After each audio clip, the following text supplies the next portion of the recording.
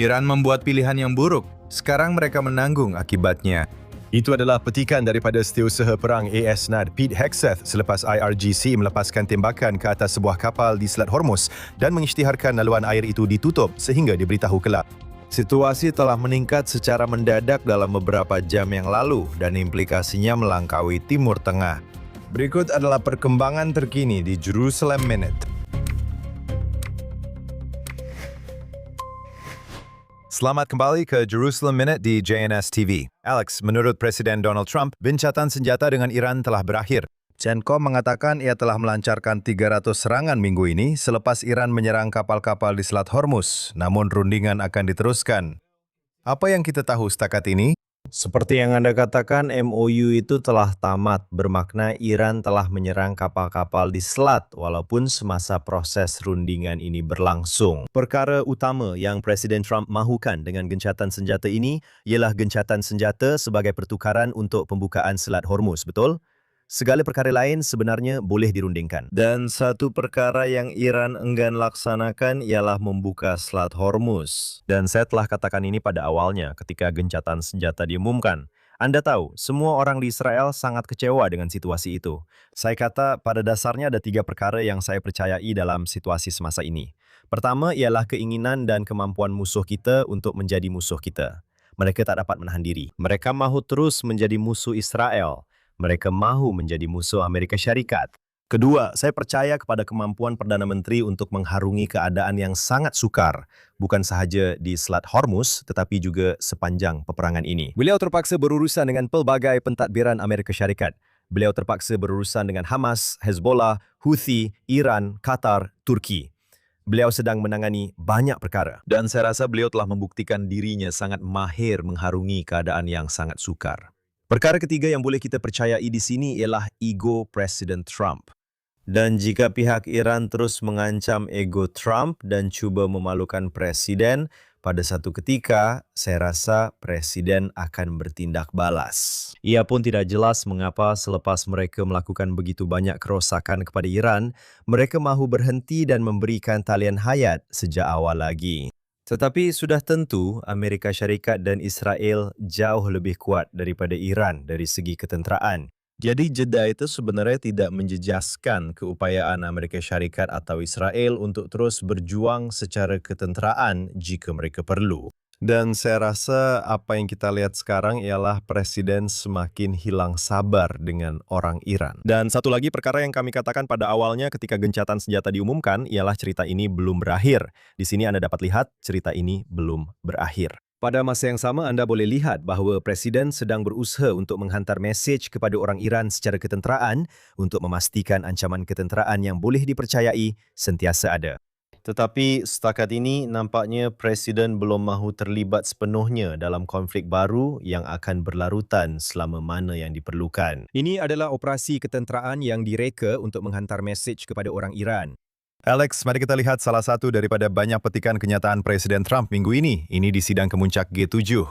Dia kata Iran adalah sampah, mereka penipu dan gila. Mari kita tayangkan klip itu. Adakah gencatan senjata sudah berakhir? Adakah gencatan senjata sudah tamat? Adakah MOU itu sudah berkubur? Itu satu soalan yang sangat menarik. Bagi saya rasa ia sudah berakhir. Saya tak mahu berurusan dengan mereka lagi. Mereka itu sampah. Awak tahu apa itu sampah? Mereka itu sampah. Mereka orang yang tidak waras. Mereka dipimpin oleh orang yang tidak waras. Dan mereka adalah orang yang kejam, ganas. Dan kalau mereka ada senjata nuklear, mereka akan gunakannya. Bagi saya, semuanya sudah berakhir. Saya akan bercakap dengan perunding kita. Ia hanya membuang masa berurusan dengan mereka. Mereka penipu. Kita buat perjanjian. Dan kemudian bagaimana jika saya buat perjanjian dengan dia? Kita ada perjanjian. Dan dia keluar. Dia bercakap. Kita buat perjanjian. Semua orang menang. Tiada senjata nuklear. Kita akan buat perjanjian. Mereka keluar, bercakap dengan media. Mereka kata kita langsung tak pernah bincangkan tentangnya. Ada sesuatu yang tak kena dengan mereka. Mereka tak betul. Bagi saya, semuanya sudah berakhir. Adakah ini bermakna rundingan dengan Iran tidak akan disambung semula? Saya tak peduli. Mereka boleh berbincang. Tapi saya rasa mereka hanya membuang masa. Mereka semua kaki penipu. Jadi Presiden memberi isyarat itu. Rundingan akan diteruskan, tetapi gencatan senjata MOU tamat. Ya, Anda tahu, saya rasa selalunya bila Anda tengok Presiden Trump, dia Bercakap besar dan dia, Anda tahu, membesar-besarkan keadaan. Saya rasa ini adalah salah satu petikan paling menonjol yang kita pernah dengar daripada presiden dalam masa yang lama. Dan saya setuju dengan setiap perkataan yang dikatakan di sini. Dan Anda tahu, persoalannya ialah, Anda tahu kenapa dia fikir boleh berunding dengan orang Iran. Anda tahu, terdapat manuskrip. Anda tahu mengenai tingkah laku perundingan orang Iran. Ini adalah seperti Anda boleh mendapat PhD dalam strategi perundingan orang Iran di sini. Mereka sedang berunding daripada posisi lemah. Itulah satu-satunya masa Anda akan masuk ke dalam rundingan jika Anda orang Iran, yaitu untuk menyelamatkan dan melindungi diri sendiri. Dan apa yang mereka cuba lakukan ialah melanjutkan rundingan dan menyamakan kedudukan. Donald Trump sendiri dan beliau sendiri pernah ditanya tentang perkara ini beberapa minggu lalu. Beliau dipetik secara langsung apabila beliau menjawab dalam bentuk soalan apabila beliau pernah berkata pada tahun 2020 bahawa orang Iran tidak pernah memenangi peperangan tetapi tidak pernah kalah dalam rundingan. Jadi persoalannya, Anda tahu kenapa Anda berunding dengan mereka sejak awal lagi. Dan beliau berkata di sini, Anda tahu mereka penipu, mereka curang, mereka manusia sampah. Dan beliau berkata bahawa MOU itu sudah tamat. Sekarang persoalannya, Anda tahu, kenapa Anda terus berunding? Dan beliau berkata, saya rasa beliau berkata bahawa Anda tahu, Witkoff dan Kushner, mereka orang yang baik, tetapi akhirnya mereka sedang berunding dengan Presiden. Beliau berkata, mungkin mereka boleh berbincang, tetapi beliau rasa ia sudah berakhir. Jadi Anda tahu, sukar untuk mengetahui dengan tepat ke mana beliau cenderung dalam hal ini, apa yang beliau mahu lihat. Nampaknya jelas bahawa beliau tidak mahu kembali sepenuhnya kepada pertempuran, tetapi beliau mula merasai sepak terajang politik Timur Tengah yang sebenar di sini, iaitu orang Iran sedang berusaha untuk mendapatkan kelebihan maksimum dan untuk memalukan Amerika Syarikat, terutamanya Presiden, dengan strategi rundingan mereka. Untuk menunjukkan kepada Anda bagaimana Iran benar-benar berbohong di sini. Semalam mereka mengatakan bahawa serangan mereka ke atas kapal-kapal di Selat Hormuz adalah kemalangan, kesilapan. Dan kemudian pagi ini mereka sebenarnya mengumumkan bahawa mereka telah menutup Selat Hormuz dan kemudian menyerang sebuah kapal lagi. Jadi jelas ini bukan satu kesilapan. Ini adalah serangan yang disengajakan. Dan mereka juga melancarkan peluru berpandu ke pelbagai negara. Sekali lagi, di Timur Tengah, Bahrain, Kuwait, Jordan. Dan orang ramai kini bertanya, adakah hanya menunggu masa sebelum mereka mengalihkan perhatian mereka ke Israel? Ya. Maksud saya rasa Anda perlu, sebelum kita masuk ke strategi ketenteraan, Anda tahu, Anda perlu dengar pendapat pakar Anda tahu dalam hal ini. Anda tahu, dua pakar khusus yang saya dengar selama ini ialah Dr. Harold Rood, yang pernah berada di Iran sebelum revolusi dan mengendalikan isu Iran selama bertahun-tahun. Beliau pernah berkhidmat di Pentagon. Juga Bernard Lewis, yang merupakan sarjana terkemuka dalam bidang Timur Tengah. Budaya dan falsafah. Anda tahu, dan saya telah menemu bual kedua-dua mereka, serta kira-kira 15 orang lain dalam sebuah film dokumentari yang saya hasilkan bernama Iranium pada tahun 2010. Dan perkara utama yang muncul daripada dokumentari ini ialah mereka tidak boleh dipercayai. Pemusnahan bersama terjamin, seperti yang berlaku antara Amerika Syarikat dengan Kesatuan Soviet, tidak berkesan dengan orang Iran. Kerana mereka mempunyai falsafah keagamaan yang bermaksud jika mereka terlibat dalam sebarang konflik besar, itu akan membawa kepada kepercayaan agama mereka bahawa Mahdi, iaitu penyelamat mereka, akan datang. Dan semua orang asyik berkata, Anda tahu, cuba menangkis perkara itu dengan mengatakan bahawa orang Iran ialah aktor yang rasional. Baiklah, jika orang Iran benar-benar aktor yang rasional di sini, lihatlah apa yang ditawarkan oleh Amerika Syarikat. Anda tahu, mereka menawarkan pelepasan sekatan, mereka menawarkan kemasukan wang, mereka menawarkan untuk mengembalikan Iran ke dalam komuniti antarabangsa. Dan satu-satunya perkara yang Amerika Syarikat mahukan sebagai balasan ialah kebebasan pelayaran seperti sebelum perang dan tiada senjata nuklear. Dan Anda boleh lihat dengan jelas bahawa orang Iran tidak sanggup melepaskan program nuklear mereka, walaupun program nuklear itu hampir musnah sepenuhnya. Dan mereka tidak sanggup membuka Selat Hormuz. Jadi Anda telah menyebutnya sebelum ini. Anda tahu mengapa Presiden Trump terus berunding? Selain daripada semua yang kita sebutkan tadi, Israel sebenarnya telah membongkar satu komplot untuk membunuh Presiden Trump. Israel berkongsi risikan dengan Amerika Syarikat menurut Wall Street Journal dan sebenarnya disahkan hujung minggu lalu oleh Duta Amerika Syarikat ke Israel, Mike Huckabee di Fox News. Mari kita saksikan klip itu. Minggu ini, risikan Israel telah memberi maklumat kepada pihak kita, Presiden dan pegawai-pegawai kita, bahwa terdapat satu komplot yang sangat spesifik yang dirancang untuk membunuh Presiden Trump. Ini memang serius. Anda tahu Anda tidak boleh membuat dakwaan seperti ini begitu sahaja. Saya rasa penting untuk rakyat Amerika faham bahawa apa yang Iran katakan dan lakukan bukanlah perkara baharu. Mereka sudah melakukannya selama 47 tahun ini. Jadi itulah satu komplot untuk membunuh Presiden Trump. Presiden memberi respon di Truth Social pada hujung minggu, mengatakan beliau mempunyai 1.000 peluru berpandu yang sudah siap sedia dihalakkan ke Republik Islam Iran, dengan ribuan lagi akan menyusul segera. Beliau sebenarnya mengakhiri kenyataan ini dengan berkata, puji syukur kepada Allah ditandatangani oleh Presiden Amerika Syarikat. Mari kita bincangkan rancangan untuk membunuh, atau mungkin membunuh Presiden Trump. Dan kemudian jawapannya. Dan sekali lagi, saya tanya soalan, kenapa kembali ke meja rundingan? Adakah kerana harga minyak, pasaran minyak, ekonomi, atau pilihan raya pertengahan penggal? Maksud saya, mereka kata mereka akan melakukannya, dan mereka mempamerkan spanduk besar semasa pengebumian Ayatollah beberapa hari lepas, yang menyatakan hadiah $100 juta untuk sesiapa yang membunuh Presiden Trump. Mari kita huraikan perkara ini. Pertama sekali, saya tidak pikir orang Iran mempunyai $100 juta untuk itu. Saya ragu tentang itu. Mungkin 100 juta rial, yang mungkin bersamaan dengan beberapa dolar sahaja. Tapi Anda lihat, orang Iran bukan sahaja merancang di belakang tabir untuk membunuh Trump, yang mereka telah lakukan beberapa kali. Sudah ada beberapa rancangan. Beberapa minggu lepas, ada satu rancangan yang didedahkan untuk membunuh anak perempuan Trump, Ivanka, yang dikatakan ada kaitan dengan Iran. Anda nampak semua tanda semasa perarakan pengebumian yang menyeru untuk membunuh Trump. Sudah tentu itu berlaku semasa perarakan pengebumian untuk Ayatollah Khomeini yang merupakan pemimpin tertinggi Iran yang telah dibunuh oleh Israel sebagai sebahagian daripada perang Amerika Syarikat dan Israel terhadap Iran. Jadi Anda boleh faham kalau Anda sedang berperang, kalau Anda bunuh pemimpin kami, kami akan bunuh pemimpin Anda. Betul? Sekarang Anda juga boleh lihat di sini sedikit gambaran tentang perisikan yang dimiliki oleh Israel yang sentiasa disalurkan kepada Amerika Syarikat. Dan tidak jelas mengapa Huckabee mendedahkan makluman itu, kerana banyak maklumat perisikan yang Israel dedahkan kepada Amerika Syarikat tidak dikongsi dengan orang awam. Tetapi di sini, saya rasa kerana anda berada dalam situasi yang genting, anda mahu rakyat Amerika faham mengapa Presiden Trump begitu marah. Terdapat ancaman yang benar-benar luar biasa terhadap Trump. Mereka sedang cuba membunuh Presiden Amerika Syarikat. Presiden itu sudah pun terselamat daripada beberapa cubaan pembunuhan. Dia telah bercakap tentang fakta bahawa menjadi Presiden Amerika Syarikat adalah salah satu profesion yang paling berbahaya sekarang dari segi risiko kematian dan pembunuhan. Itu memang benar. Dan kita hanya perlu lihat ke mana arah cerita ini akan pergi.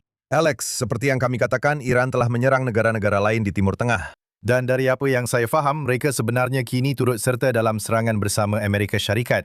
Dan setakat ini Israel tidak terlibat secara ketenteraan setakat yang kita tahu. Tetapi kita telah melihat Iran menyerang negara-negara di seluruh rantau ini. Mereka telah menembak ke arah Jordan. Mereka telah menembak ke arah Emiria Arab Bersatu. Mereka telah menembak ke arah Kuwait dan Qatar. Dan apa yang turut kita lihat ialah sebagai tindak balas, terdapat laporan bahawa terdapat serangan di dalam Iran tanpa mengenal pasti dengan jelas negara mana yang terlibat dalam serangan tersebut. Adalah dipercayai bahawa Emiria Arab Bersatu mungkin terlibat dalam serangan dan terdapat mesyuarat kecemasan antara Kuwait, Qatar dan negara-negara lain mengenai tindak balas tersebut.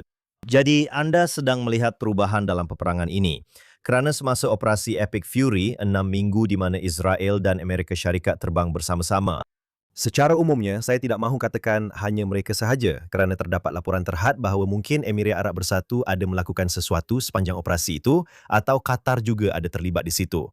Yang mungkin sebagian besarnya hanyalah simbolik jika dibandingkan dengan operasi besar-besaran Amerika Syarikat dan Israel. Tetapi di sini Anda dapat lihat bahawa negara-negara Arab adalah yang pertama sekali menjadi sasaran Iran dan yang kedua, mereka turut serta bersama Amerika Syarikat. Dan menarik untuk diperhatikan, sudah tentu satu-satunya negara yang tidak melepaskan tembakan sekarang ialah Israel. Tetapi harus diketahui bahawa Israel sudah bersedia dan bersiaga. Sebab mengapa Israel tidak terlibat dalam hal ini sekarang, ialah kerana jika Israel terlibat, ia bukan sekadar serangan simbolik. Ia bukan akan menjadi serangan untuk menghantar mesej sekiranya Iran tidak membuka Selat Hormuz. Jika Israel terlibat lagi, kita sedang melihat satu perkembangan di sini. Dan kita telah melihatnya di semua medan perang yang berbeza dalam peperangan ini. Tetapi sebelum itu, Israel memulakan tindakan dengan membunuh Ismail Haniyeh, ketua Hamas, di dalam Tehran. Ia adalah serangan terhad. Kemudian Anda melihat Iran membalas selepas serangan Khaneh dan juga pembunuhan Hassan Nasrallah di Beirut. Anda tahu Iran melancarkan beberapa peluru berpandu balistik. Kemudian Israel melakukan serangan simbolik dengan tentara udaranya di dalam Iran, memusnahkan beberapa sistem pertahanan udara, menunjukkan kepada orang Iran bahwa mereka boleh menyerang dengan tepat di dalam Iran. Kemudian, Anda akan melihat perang 12 hari di mana Israel menyerang sasaran strategik yang kemudiannya diikuti oleh operasi Midnight Hammer oleh Amerika Syarikat, di mana pengebom B-2 menyerang reaktor nuklir bawah tanah Fordo. Kemudian Anda melihat kampanye selama 6 minggu bersama-sama dengan Amerika Syarikat. Percayalah, jika Israel terlibat lagi dalam hal ini, mereka akan bertindak habis-habisan. Pada ketika itu, tiada apa yang akan menahan Israel lagi. Apatah lagi pihak Iran akan mula melancarkan segala yang mereka ada terhadap Israel. Sekarang ini sangat menarik untuk melihat bahwa pihak Iran tidak mahu menarik Israel ke dalam peperangan.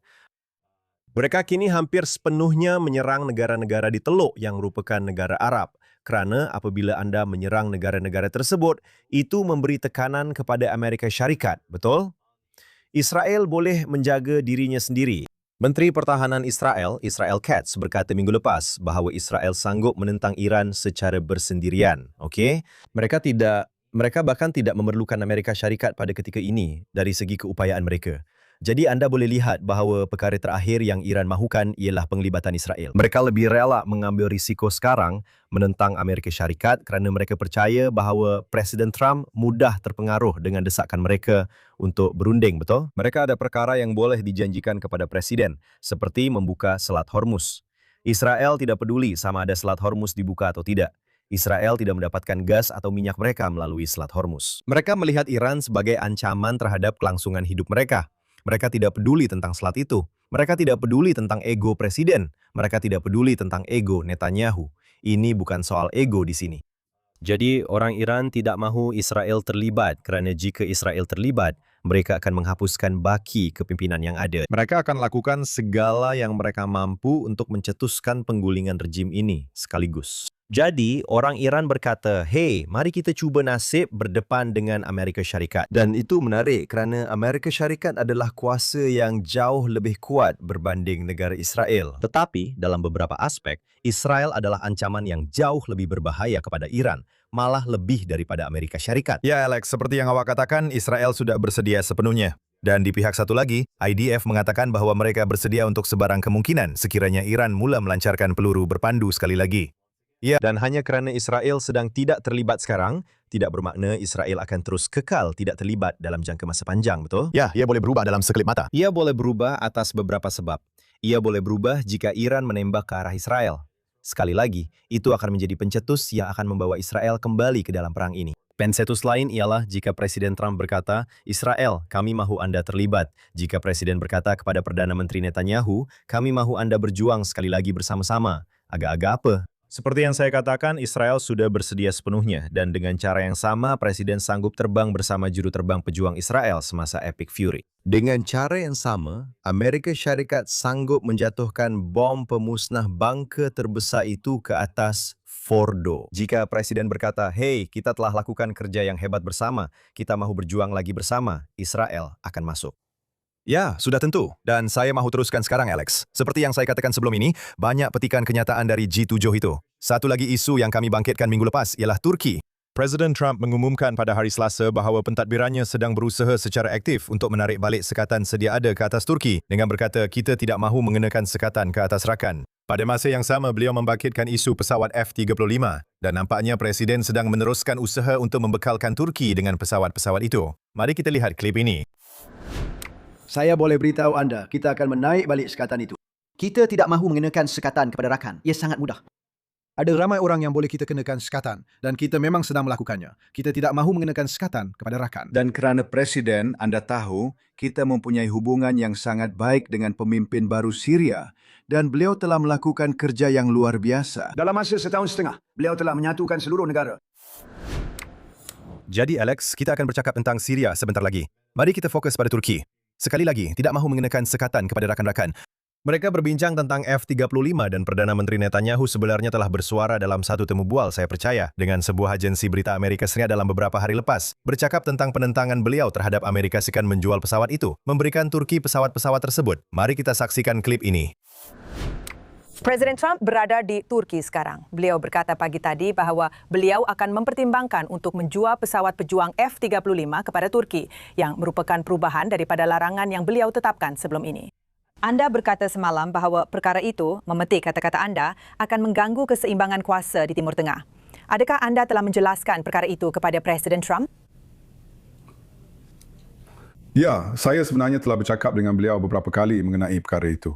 Dan saya rasa semua orang faham bahawa walaupun terdapat persahabatan pribadi antara Presiden Trump dengan Erdogan, itu tidak menjadikan Turki sebagai negara yang mesra atau negara sahabat kepada Amerika Syarikat, kepada negara ini. Ia adalah rejim yang dicemari pengaruh Ikhwanul Muslimin yang membenci Amerika Syarikat.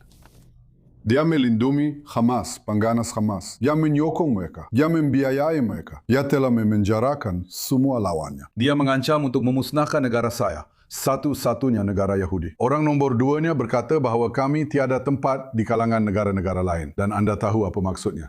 Dan seperti yang dikatakan oleh orang nombor 3, Menteri Dalam Negeri, dia tidak sabar untuk menjadi Governor Baitul Maqdis. Hello. Alex, saya ingin bercakap tentang implikasinya terhadap Israel. Tetapi Netanyahu, Perdana Menteri, pada dasarnya memberi amaran kepada Presiden Trump. Berhati-hati dengan kawan baik Anda ini. Anda telah menyebut banyak kali bagaimana dia seorang pemimpin yang hebat. Erdogan mengatakan bahwa Turki bukanlah rakan kepada Amerika Syarikat, mempunyai unsur-unsur Ikhwanul Muslimin di seluruh negara. Apa yang boleh kita fahami tentang keseluruhan segitiga ini, Netanyahu, Trump, dan Turki?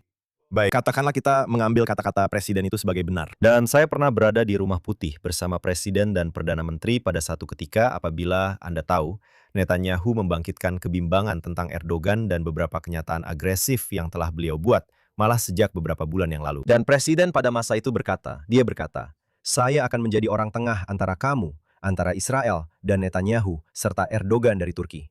Kamu tahu, jika kamu ada masalah, kamu hubungi saya. Saya akan pastikan Erdogan tidak melakukan apa-apa. Dan Presiden baru sahaja berkata minggu ini bahwa Turki boleh sahaja dengan mudah menyertai perang bersama Iran.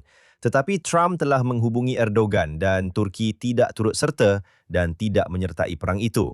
Dan itulah masalahnya. Baiklah, masalahnya ialah apa yang Presiden Trump baru sahaja katakan pada dasarnya bahawa Turki mempunyai kemampuan dan kehendak untuk menyertai perang. Dan satu-satunya sebab Turki tidak menyertai perang adalah kerana Presiden memintanya supaya tidak berbuat demikian. Kerana Erdogan sedang mencari ganjaran daripada Presiden Trump di Amerika Syarikat dan sedar bahawa jika dia menyertai perang, akan ada akibat untuk tindakannya itu. Dari segi sekatan tidak ditarik balik, dari segi tidak mendapat F-35, dari segi kemungkinan NATO mengenakan tindakan. Jadi Anda tahu, Erdogan sedang menimbang kepentingannya di sini berbanding Amerika Syarikat. Tetapi hanya kerana Presiden Trump mengatakan betapa hebatnya Erdogan, yang mana Anda tahu menaikkan reputasi Erdogan di seluruh dunia dan menawarkan pelbagai ganjaran, bukannya hukuman.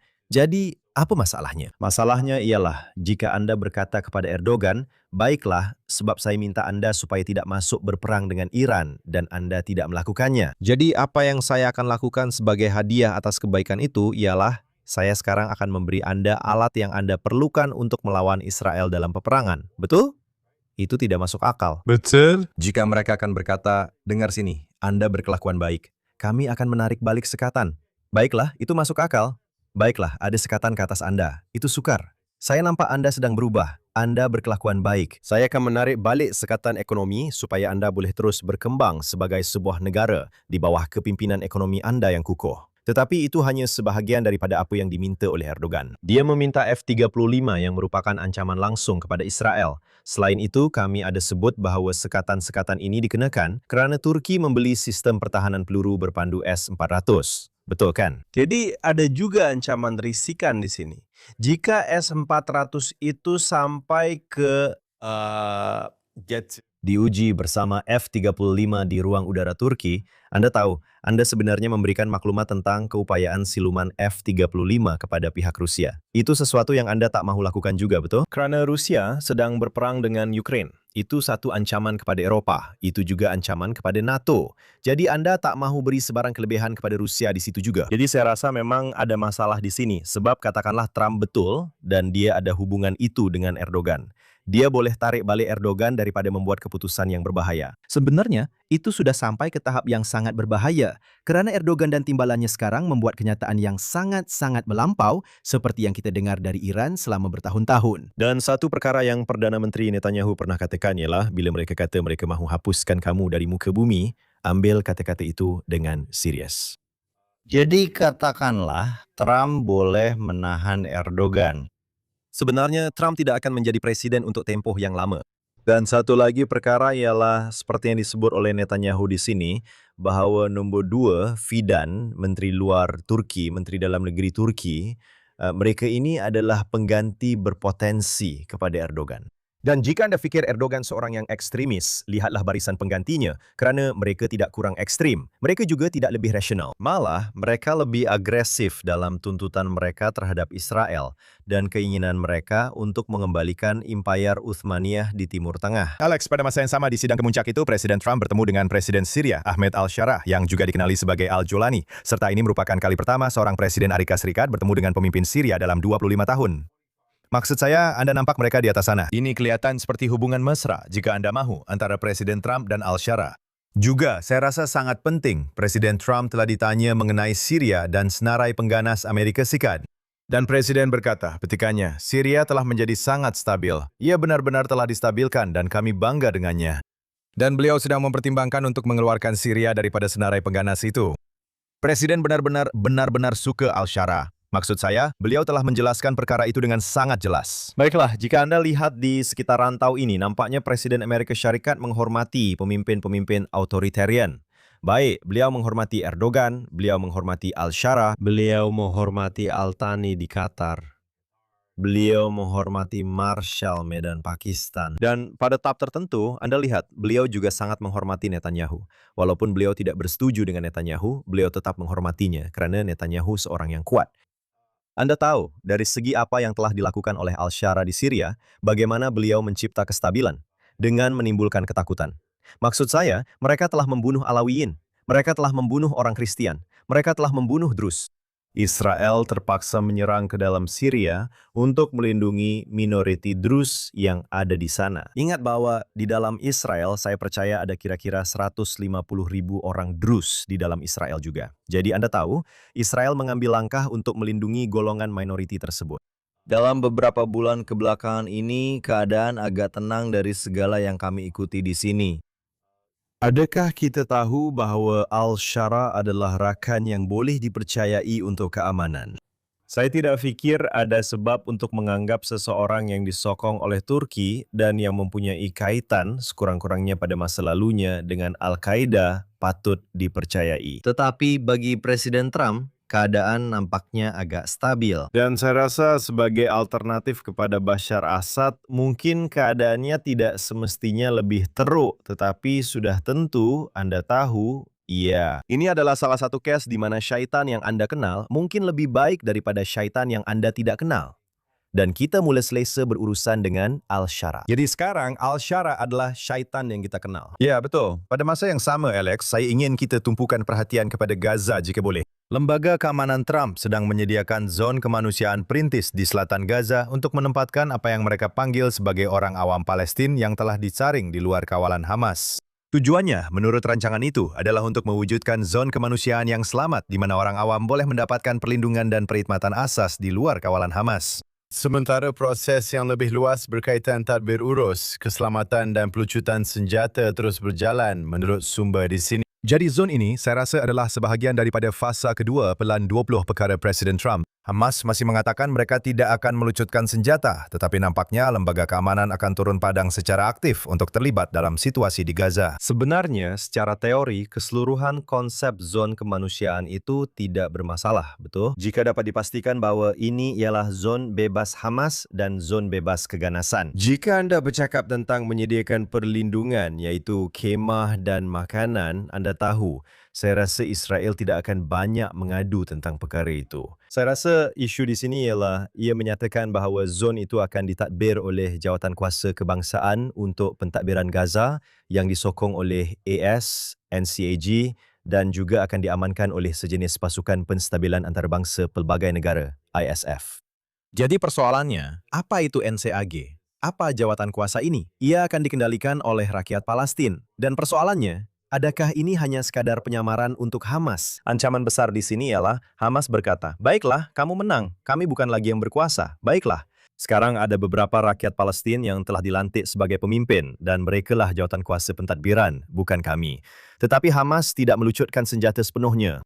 Dan Jawatankuasa Kebangsaan untuk pentadbiran Gaza ini menjadi semacam kedok untuk membolehkan Hamas beroperasi. Terutamanya kerana ia telah dibincangkan dalam beberapa laporan bahawa Jawatankuasa Kebangsaan untuk pentadbiran Gaza berhasrat untuk bekerjasama dengan Hamas. Betul? Jadi persoalannya, ia adalah pengganas, lawan pengganas yang memakai sut. Anda tahu, inilah perbezaan antara Hamas dan pihak berkuasa Palestin selama ini. Pihak berkuasa. Mahmud Abbas ialah seorang pengganas, tetapi dia memakai sut tidak seperti Yasser Arafat yang sentiasa memakai kefiyeh dan mengacung-acungkan pistol. Jadi Mahmud Abbas berkata, Anda tahu, saya berbeza, saya moderat, lihatlah saya memakai sut. Tetapi dia hanya meneruskan objektif Yasser Arafat. Cuma melakukannya dengan memakai sut. Al-Shara ialah seorang pengganas yang memutuskan untuk memakai sut. Jadi inilah ancamannya. Dan ancaman lain ialah jika zon bantuan kemanusiaan berjalan lancar, ada pasukan penstabilan antarabangsa, lembaga damai akan berkata, "Hey, kita ada momentum. Lihat, Hamas kini diam. Kita boleh berurusan dengan mereka." Jadi sekarang, mari kita mulakan proses membina semula. Dan jika itu berlaku tanpa perlucutan senjata sepenuhnya Hamas, itu satu masalah. Jika ia berlaku tanpa program penyah radikalisasi, itu juga satu masalah. Dan kita sudah pun melihat laporan sebelum ini bahawa Jason Olsen yang bertanggung jawab untuk program penyah radikalisasi telah meletakkan jawatannya. Kerana beliau faham bahawa pihak Qatar telah melebih-lebihkan pengaruh mereka dalam urusan di dalam jalur Gaza. Jadi kita mempunyai banyak perkara yang perlu dibimbangkan. Jika kita hanya bercakap tentang makanan, kemah dan zon kemanusiaan, ini adalah sesuatu yang Amerika Syarikat telah cuba lakukan walaupun semasa perang. Dan Israel sentiasa bersedia untuk memudahkan bantuan kemanusiaan. Itu adalah keputusan yang mereka buat pada awal perang. Membantu dengan bantuan kemanusiaan sambil pada masa yang sama memburu pengganas. Jadi Israel akan membantu dengan bantuan kemanusiaan. Israel tidak menentang bantuan kemanusiaan. Masalahnya ialah sama ada pengganas akan dilucutkan senjata atau tidak. Alex, kita teruskan di sini.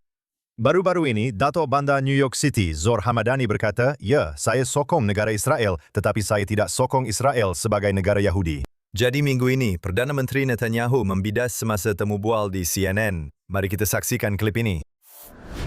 Dia jangan mudah lupa bahawa satu-satunya demokrasi di Timur Tengah ialah Israel. 20% dari papa rakyat kami sebenarnya adalah Muslim. Mereka bukan begitu, tetapi mereka duduk di Mahkamah Agung. Mereka ada di Knesset, parlimen kami. Mereka berada dalam setiap lapisan masyarakat. Itulah satu-satunya tempat di Timur Tengah yang benar-benar mempunyai kesaksamaan yang dimaksudkannya. Tetapi, dia telah menyokong atau penyokongnya telah menyokong Hamas, orang-orang ini yang membunuh orang, yang memenggal kepala lelaki kami, merogol wanita kami, kemudian membunuh mereka, membakar bayi hidup-hidup, dan sebagainya. Dia berkata dari sungai ke laut, dia menyokong mereka. Ini bukan sekadar sinisme. Maksud saya, ia sangat menaruh. Ia tidak masuk akal. Jadi begitulah, Mamdani di depan kamera berkata, "Ya, saya sokong sebuah negara Israel, tetapi saya tidak sokong mana-mana negara yang mendefinisikan dirinya sebagai berkaitan agama dengan salah satu agama utama. Walaupun terdapat begitu banyak negara Muslim di dunia, negara Kristen rasmi di dunia, namun dia mempunyai masalah dengan satu-satunya negara Yahudi." Ya, saya pasti Mamdani juga menentang Arab Saudi dan sudah tentu semua negara agama yang lain. Dia benar-benar telah bersuara menentang mereka. Ya, betul. Jadi ada satu negara di dunia yang kebetulan adalah negara Yahudi. Dan perkara yang Mamdani tidak sokong tentang Israel ialah ia adalah sebuah negara Yahudi. Jika ia bukan sebuah negara Yahudi, mungkin dia akan menyokongnya. Dan inilah ancaman yang sentiasa saya katakan telah dipromosikan oleh golongan kiri Israel di sini, yaitu meletakkan dua nilai ini atas dua tonggak yang setara. Yang pertama ialah sebuah negara Yahudi dan sebuah negara demokratik, betul? Sebab bila mereka kata ia perlu menjadi Yahudi dan demokratik, jadi apa maksud demokratik? Demokratik bermaksud hak mengundi yang sama rata untuk setiap rakyat Palestin di antara sungai dan laut, antara sungai Jordan dan laut Mediterranean. Beri mereka hak untuk mengundi dalam Knesset, biar mereka memilih kepimpinan. Dan harapannya adalah pada suatu ketika Anda akan mendapat realiti demografi yang demokratik, di mana Israel tidak lagi menjadi negara Yahudi kerana ia telah menjadi negara demokratik. Dan saya rasa Israel berkembang dengan prinsip-prinsip demokratik dan sepatutnya terus mengekalkan prinsip-prinsip demokratik. Dan rakyat Israel mahukan prinsip-prinsip demokratik itu kekal. Tetapi Israel wujud pada asasnya bukan untuk menjadi sebuah negara demokratik. Ia wujud pada asasnya untuk menjadi sebuah negara Yahudi. Sistem pemerintahan yang baik untuk Israel adalah demokrasi. Dan Israel harus terus komited kepada prinsip-prinsip demokrasi, walaupun tiada perlembagaan di Israel. Anda tidak mempunyai keseimbangan kuasa antara eksekutif dan kehakiman. Cabang perundangan dan eksekutif kerajaan adalah sama. Anda tidak mempunyai wakil negeri. Anda tidak mempunyai pilihan raya pendahuluan dalam parti-parti. Terdapat banyak sebab mengapa Israel adalah sebuah demokrasi yang sangat-sangat cacat, dan itu adalah topik untuk podcast yang berbeza. Tetapi, bagus melihat Netanyahu bersuara menentang Mamdani. Dan Anda tahu, Mamdani memang seorang pembenci. Dia akan sentiasa mencari alasan untuk tidak mahu menyokong negara Israel. Jika Netanyahu membalas dan berkata, Anda tahu, Israel adalah sebuah demokrasi, Mamdani, percayalah, dia pasti ada jawaban untuk itu. Satu lagi alasan mengapa dia tidak patut menyokong negara Israel. Sudah tentu, bukan seorang sahabat kepada negara Israel atau orang Yahudi. Alex, kita ada berita tergempar di sini. Malangnya, berita sedih. Saya baru saja menerima maklumat ini ketika kita mulai merakam di sini. Senator dari Carolina Selatan, Lindsey Graham, telah meninggal dunia malam tadi akibat satu penyakit yang singkat dan tiba-tiba, menurut satu laporan. Senator Graham sudah tentu dikenali sebagai penyokong tegar negara Israel dan juga hak Israel untuk menyerang Iran sebagai langkah mempertahankan diri. Saya berpeluang bercakap dengan Senator Graham menanyakan soalan bagi pihak JNS kira-kira setahun yang lalu di Hotel King David di Baitul Maqdis. Saya telah mendengar beliau berucap dalam banyak kesempatan. Jadi Israel telah kehilangan seorang sahabat sejati hujung minggu lalu. Ya, Begitu juga, saya juga pernah menemu bual Senator Graham dalam banyak kesempatan. Kerana Senator Graham adalah antara senator yang paling kerap datang ke Israel berbanding yang lain. Beliau datang ke Israel beberapa kali setahun. Dia adalah salah seorang senator yang benar-benar pro-Israel yang terakhir. Dan apabila Anda melihat pemergian beliau, Anda tertanya-tanya tentang sokongan masa depan untuk Israel di Senat, di Dewan. Dan apa yang Anda lihat ialah terdapat golongan senator dan ahli kongres yang lebih tua. Mereka yang Anda tahu menyaksikan Israel semasa peperangan tahun 1973, 1967, Anda tahu. Mereka faham ancaman kewujudan yang dihadapi oleh Israel. Mereka juga memahami nilai-nilai bersama antara kedua-dua negara. Tetapi berkaitan dengan Lindsey Graham secara khusus, Anda tahu, beliau adalah seperti yang Anda sebutkan, seorang penyokong kuat Israel. Beliau adalah penyokong utama penjualan senjata Amerika kepada Israel, penyokong utama pakej bantuan ketenteraan untuk Israel. Beliau adalah pendukung kuat perjanjian Abraham dan normalisasi ekonomi antara Israel dan negara-negara di Teluk, termasuk juga merupakan penyokong kuat normalisasi antara Israel dan Arab Saudi. Dan seperti yang Anda katakan, beliau juga benar-benar faham bahawa Iran adalah ancaman bukan sahaja kepada Israel, tetapi juga kepada kestabilan seluruh Timur Tengah. Dan beliau adalah penyokong utama serangan Presiden terhadap Iran dan juga serangan Israel terhadap Iran. Apa yang saya boleh katakan ialah Lindsey Graham juga merupakan penyokong penyelesaian dua negara. betul. Anda tahu, dan itu adalah satu perkara di mana saya sentiasa tidak bersetuju dengan Graham. Tetapi dia dalam beberapa tahun kebelakangan ini menggunakan dorongan ke arah penyelesaian dua negara atau sesuatu seperti itu. Saya rasa dia berpuas hati dengan semacam apa yang Anda panggil sebagai dorongan ke arah negara minus untuk rakyat Palestin. Kerana dia percaya bahawa dengan berbuat demikian, pengiktirafan terhadap kenegaraan Palestin akan membawa kepada penormalan hubungan antara Israel dan Arab Saudi. Jadi dia melihatnya dalam konteks itu. Tetapi itu juga untuk menunjukkan kepada anda bahawa walaupun mereka yang tidak sehaluan 100% dengan dasar anda, masih boleh menjadi kawan dan sekutu anda pada akhirnya. Jadi saya tahu bahawa Perdana Menteri Netanyahu mempunyai kasih sayang dan penghargaan yang mendalam terhadap Lindsey Graham. Saya rasa semua rakyat Israel di sini apabila mendengar berita ini akan berasa sedih atas pemergiannya. Dan kita hanya boleh berharap agar kita mendapat lebih ramai ahli Kongres dan Senator yang mempunyai kasih sayang yang kuat terhadap Israel seperti Lindsey Graham, walaupun ada perbezaan pendapat mengenai beberapa dasar. Sudah tentu, semoga tenang di sana, Senator Lindsey Graham. Dan itu sahaja untuk Jerusalem Minute minggu ini di JNS TV. Josh Eisen di sini, wartawan untuk JNS bersama CEO Alex Cramen. Pastikan anda melanggan. Pastikan anda melihat semua kandungan hebat di JNS TV. Beri kami super thanks dan layari jnss.org untuk semua berita terkini dari Israel, Timur Tengah, dan seluruh dunia Yahudi. Salam penghargaan besar kepada mereka yang bekerja di belakang tabir di JNS TV. Dan kita akan berjumpa lagi minggu depan dalam Jerusalem Minute di JNS TV.